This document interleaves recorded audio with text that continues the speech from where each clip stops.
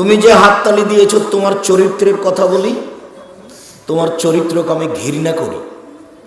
তুমি তো বলো অমুকের চরিত্র ফুলের মতো পবিত্র, লাফ দিয়ে দৌড়িয়ে বেড়াও, মোটর সাইকেলে ঘুরো, নেতার পিছনে পিছনে ঘুরো। তোমাকে যখন আমি মোটর সাইকেলে দেখি নেতার পিছনে ঘুরতে, তখন তোমাকে হায়ানা বলে মনে হয়। তুমি মনে হয় হায়ানা, কুকুর শ্রীগাল। কেননা তুমি রাস্তা বন্ধ করে থাকো, গাড়িটা যখন যায় তখন দেখি আমি তোমার চোখের দিকে চোখ গরম করে আছো। তখন আমি ড্রাইভার মাসুমকে বলি, মাসুম গাড়ি থামিয়ে রাখো, ওরা চলে যাক। তোমার চরিত্র আমি দেখতে পাই। রাস্তা আর কি তোমার বাপের? তোমার নেতাই বা কেন রাস্তা বন্ধ করে? তুমি কেন গেছো বেটা? হ্যাঁ বেটা, ভিক্ষা করে খাও। বগুড়ায় বাড়ি ভিক্ষা না পেলেও যে ট্রেন স্টেশনে যাও, মানুষের ব্যাগ বোকচা তুলে দিবা। তুমি রাস্তা ঘেরছো কেন? রাস্তা ঘেরো কেন? রাস্তার ব্যাপারে মুহাম্মদ সাল্লাল্লাহু আলাইহি ওয়াসাল্লাম যত শক্ত পথ অবলম্বন করেছেন, পৃথিবীর কোনো পাপে আল্লাহ নবী এত শক্ত পথ অবলম্বন করেননি। আল্লাহ নবী বলছেন, রাস্তা যেখানে গন্ডগোল হবে সেটা ডবল করে দাও, বাড়ি ঘর ভেঙে চুরে সব উঠিয়ে দিয়ে ডবল করতে হবে। রাস্তায় গন্ডগোল হলেই সেটা ডবল হবে, যা আছে তার ডবল। যত বাড়ি ঘর আছে সব ভেঙে দিতে হবে।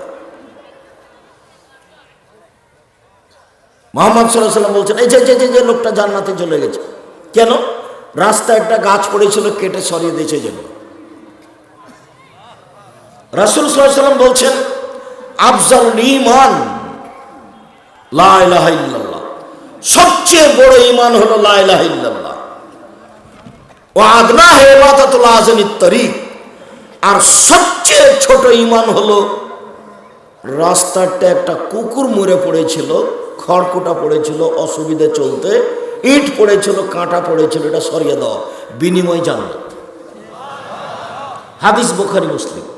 তুমি রাস্তা ঘেরো কেন? কেন ঘেরে রেখেছো? কেন রাস্তায় নামো? বাপ এটা ভিক্ষা করে খাও। তোমাকে তো বলেছি বগুড়া বাড়ি। বগুড়া বাড়ি মানে যৌতুক নাও, ভিক্ষা করে খাওয়া, যৌতুক ফেরত দিবা। বগুড়া বাড়ি মানে কি? বগুড়া বাড়ি মানে বোনকে জমি দেবে না, ভাই সব জমি নিয়ে নিবে। 10 বছর হলো বাপ মারা, এখনো জমি দেয়নি। তোমার বাপকে আমি বলেছি কুকুর শ্রীগালের চেয়ে খারাপ। তোমার বাপ কুকুরের চেয়ে খারাপ, শ্রীগালের চেয়ে খারাপ। বেটা প্রমাণ করতে না পারলে সালাম দিয়ে এখনই চলে যাবো, জীবন আর বক্তব্য দেবো না। 32 বছরে কোনোদিন মানুষকে হিসাব করে, তোমার বাপকে হিসাব করে বক্তব্য দেওয়া লাগেনি। এটা আমার জীবনেই ঘটেনি কোনোদিন আমি বক্তব্যের সভাপতিকে হিসাব করে কথা বলা প্রয়োজন মনে করিনি। আমার জীবনে 1 মিনিটের জন্য আসেনি যে মসজিদের সেক্রেটারি সভাপতিকে হিসাব করে কথা বলতে হবে। এটা আমার জীবনে ঘটেনি। আমি সেক্রেটারি সভাপতিকে উঠায় আর বসাই। এটা আমার জীবনে কোনোদিন ঘটেনি। আল্লাহ এভাবে আমাকে রেখেছে। আমি শিক্ষক শিক্ষিকাকে প্রতি মাসে 30 লক্ষ বেতন দিই। আমার মসজিদে খুতবা দিতে গেলে একজন ইমাম যে বিমানে নিয়ে যায়, বিমানে নিয়ে আসি, গাড়ি থেকে নামিয়ে প্রতিষ্ঠানে গাড়িতে করে নিয়ে যাই, সম্মান সহকারে খাওয়ার দিই, আবার গাড়িতে করে বিমানে পৌঁছে দিই, রাস্তা খরচ 10,000 টাকা দিই। এদেশের কোনো মসজিদের কোনো সেক্রেটারি, কোনো সভাপতি ভাবতে পারবে না, ভাবাই কঠিন। যেমন ইমামকে বিমানে নিয়ে যাব, বিমানে পাঠাবো, বিমান থেকে নামিয়ে গাড়িতে নিয়ে যাব, আবার গাড়িতে করে বিমানে রেখে আসবো, আবার সম্মান সহকারে খাওয়াবো, আবার পাথেও 10,000 দিব। ওই সেক্রেটারি সভাপতি স্বপ্নে দেখতে পারে না, স্বপ্নে দেখবে না।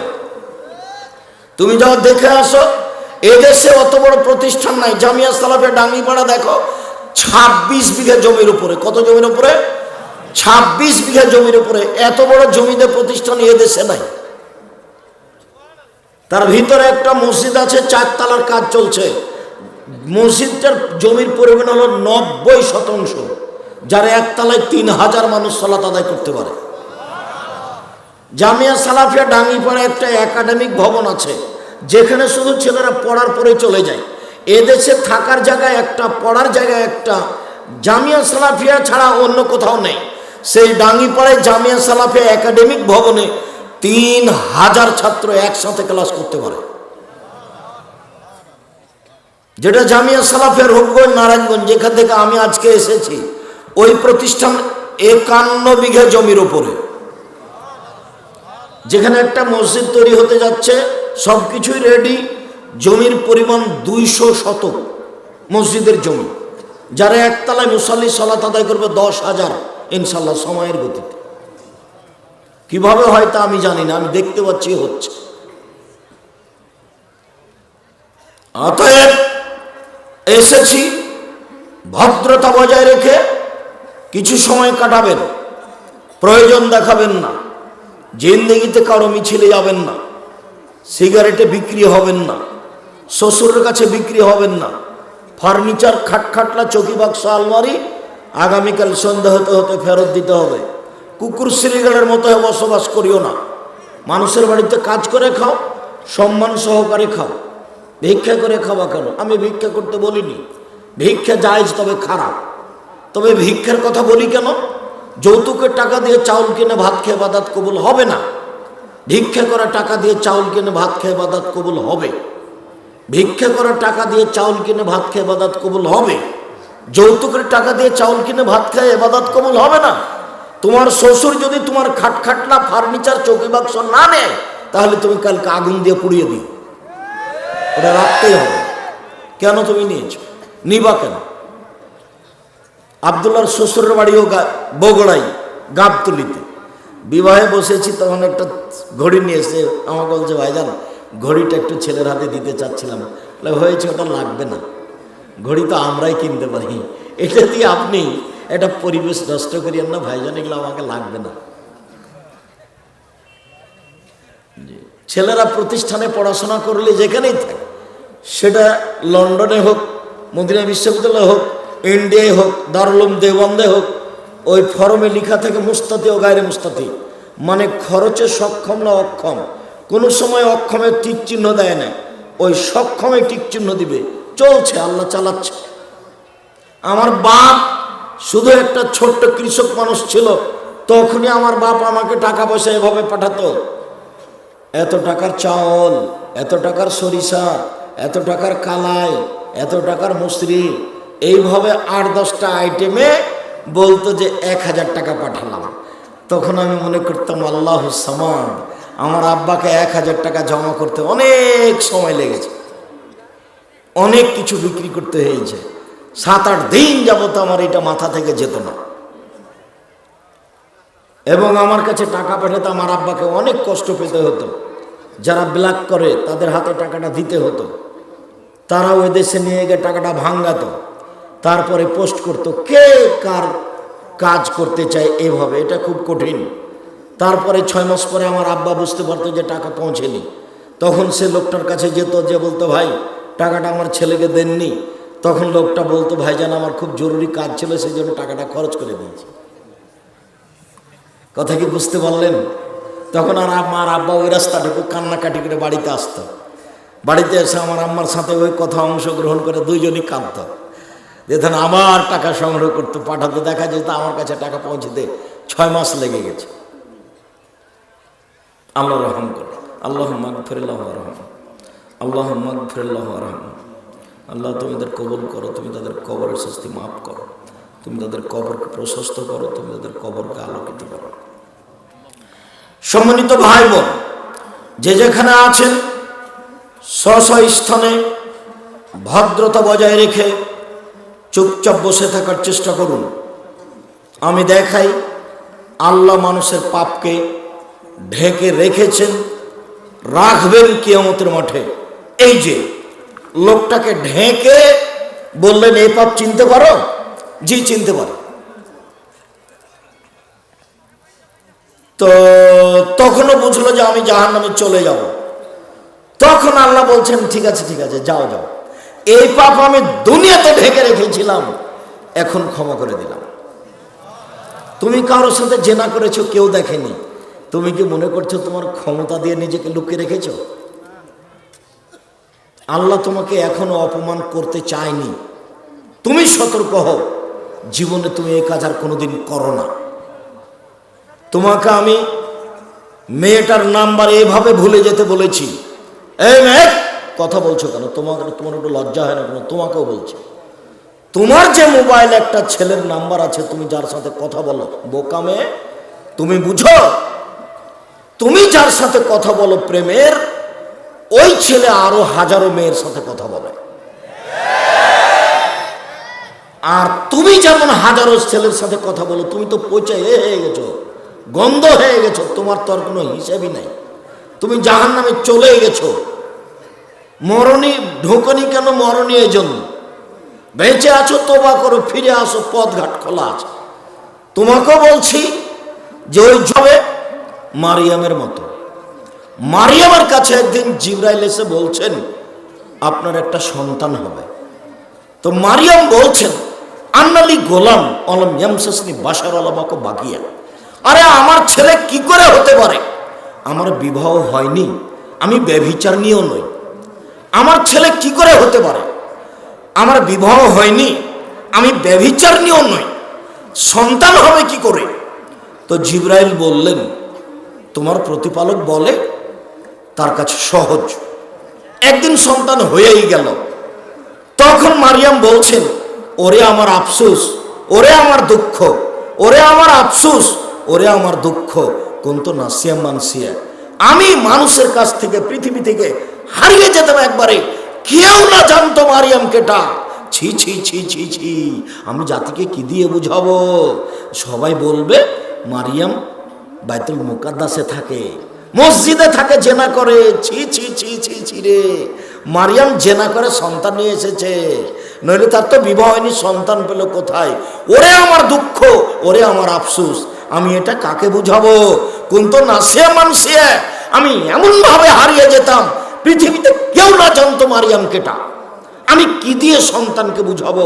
সবাই বলবে ছি ছি ছি ছি ছি, মারিয়াম বাইতুল মুকাদ্দাসে মসজিদে থাকে, মসজিদে জেনা করে, নইলে সন্তান হলো কি করে? সবাই যে আমাকে এভাবে বলবে, আমি এই অপমান কি দিয়ে ঢাকবো? আমি একবারে কুন্তু নাসিয়া মানসিয়া, একেবারে হারিয়ে যেতাম, পৃথিবীর কেউ না জানতো মারিয়াম কেটা।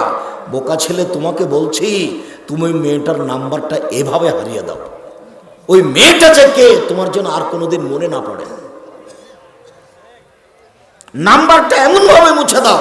এই বোকা মেয়ে, তোমাকে বলছি জেনা করো তুমি, তোমার চোখ দেখলে জেনা হয়, তোমার মুখ দেখলে জেনা হয়, তোমার চুল দেখলে জেনা হয়, তোমার হাত দেখলে জেনা হয়, তোমার পা দেখলে জেনা হয়, তোমার গোটা দেহটাই জেনার মাধ্যম।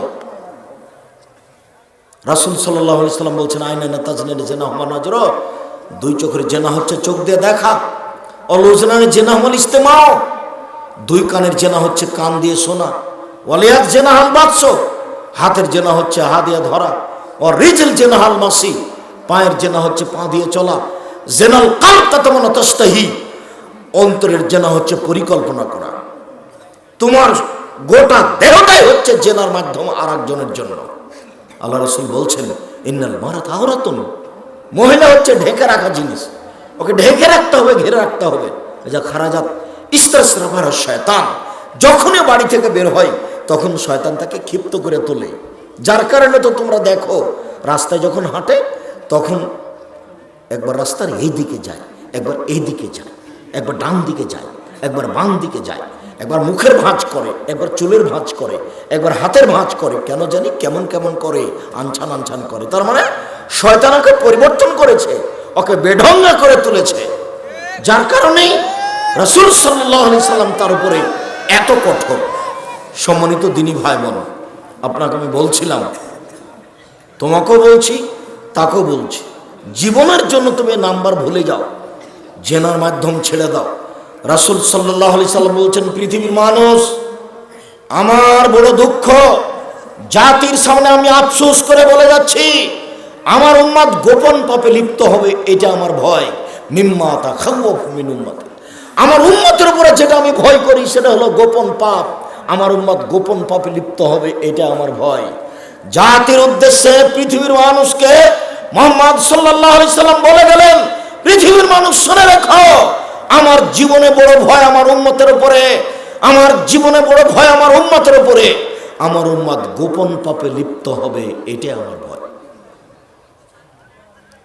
লোকটা 5 ওয়াক্ত নামাজ পড়ে, বয়স 50, ধনী মানুষ, বিশাল টিভি আছে, তাহাজ্জুদ পড়তে উঠেছে, আকাশের দিকে তাকে দোয়াও পড়েছে, অজু করে 2 রাকাত সালাত আদায় করেছে। এরপরে শয়তান তাকে ধরেছে, দেখি একটা টিভিটা চালু করে 2 রাকাত পড়ার পরে টিভিটা চালু করেছে, বিশাল পর্দা, একবারে পুরো পর্দা ঘেরা ল্যাংটা মেয়ে চলে এসেছে। ওইদিকে দেখতে ভাবতে সকাল হয়ে গেল, তাহাজ্জুদ বাদ পড়ে গেল। আমার জীবনে বড় ভয়, আমার উম্মাদ গোপন পাপে লিপ্ত হবে। হাজারো নারী, হাজারো পুরুষ, লাখো নারী, লাখো পুরুষ, কোটি নারী, কোটি পুরুষ গোসলখানায় জেনা করছে। আর এই যে সব যে কোথায় থাকে যেন, পড়াশোনা করে কলেজে থাকে, ওটাকে কি বলে, মেসে থাকে। এই যে মেসে থাকছে, একজন মেয়ে আর একজন মেয়ের সাথে জেনা করছে, একজন ছেলে আর একজনের সাথে জেনা করছে। ছেলের চেয়ে মেয়েরাই বেশি। খোঁজ নিয়ে দেখেন, আপনার মেয়ে হাজারো মেয়ে। তার জন্য তো আমার আফসোস হয় যে রাসূল সাল্লাল্লাহু আলাইহি সাল্লাম মাকে বললেন পাহারাদার, ছেলে মেয়ের জন্য বাপকে বলছেন পাহারাদার, মাকে বলছেন পাহারাদার। সেই বাপ 3 চিল্লে লন্ডন গেছে, আর বেটি বগুড়া আজিজুল হক কলেজে আর একজনের সাথে তাসবিহ টিপছে। তাহলে এই তাসবির কোনো দাম আছে? ও যে লন্ডন চলে গেল ছেলে মেয়েকে না দেখে, যাকে পাহারাদার বলছেন আল্লাহর নবী, সেই যদি পরিবার ছেড়ে চলে যায় 3 মাসের মতো, তাহলে এই পরিবার কেমনে ঠিক থাকে? এই পরিবার ঠিক থাকার পথ কি? এর নাম ধর্ম নয়। ধর্ম বিকৃত করে ধর্ম পালন করা যায় না, ধর্ম বিকৃত করে ধর্ম পালন করা যায় না। সম্মানিত দিনী ভাই বোন, আমি আপনাকে অনুরোধ করে বলছি, আপনি এই পাপকে ঠেকানোর চেষ্টা করেন। অপমানজনক পাপ, অশ্লীল কাজ, জেনা, পরকাল হারিয়ে যাওয়া পাপ, যাতে আল্লাহ লজ্জা পায়, যাতে আল্লাহর মান সম্মানের হানি হয়। আল্লাহ বলছেন, আদম সন্তান যখন জেনায় যায় তখন আমাকে আঘাত লাগে, আমার মান সম্মানে আঘাত লাগে। আদম সন্তান কেন জেনায় যাবে? কেন জেনায় যাবে? 3 রাত মানুষ জেনা করছে, গোপনে প্রকাশ্যে। রাসূল সাল্লাল্লাহু আলাইহি ওয়াসাল্লাম বলছেন, তাহারজাল হেমারে, গাধা যেমন গাধীর সাথে মিলে লজ্জা বোঝে না, ষাঁড় যেমন গাভীর সাথে মিলে লজ্জা জানে না, মানুষ তেমন খোলা মাঠে জেনা করবে, লজ্জা বুঝবে না। মানুষ খোলা মাঠে জেনা করছে, নির্দ্বিধায় একজন আর একজনের গায়ে হাত দিয়ে বসে আছে। মোটরসাইকেলে চলছে, যেটা তুমি দিন রাত দেখছো, রাস্তাঘাটে চলছে, এগুলো সব স্পষ্ট জেনা। এ কথাই মুহাম্মদ সাল্লাল্লাহু আলাইহি ওয়াসাল্লাম দুঃখ করে বলেছেন। তিনি বলছেন, শুনে রেখো, তাহারজাল হেমারে, গাধা যেমন গাধীর সাথে মিলে লজ্জা বুঝে না, ষাঁড় যেমন গাভীর সাথে মিলে লজ্জা জানে না, মানুষ তেমন খোলা মাঠে জেনা করবে, লজ্জা বুঝবে না। সম্মানিত দিনী ভাই বোন, আমি আপনাকে দেখালাম একটু আল্লাহ মানুষের দোষ ত্রুটিকে ঢেকে রাখেন, অথচ এমন মানুষের অবস্থা, 40 বছর পূর্বে যে মানুষটা যে পাপ করেছে, সে পাপ এখন মানুষ পেপার পত্রিকায় লেখে।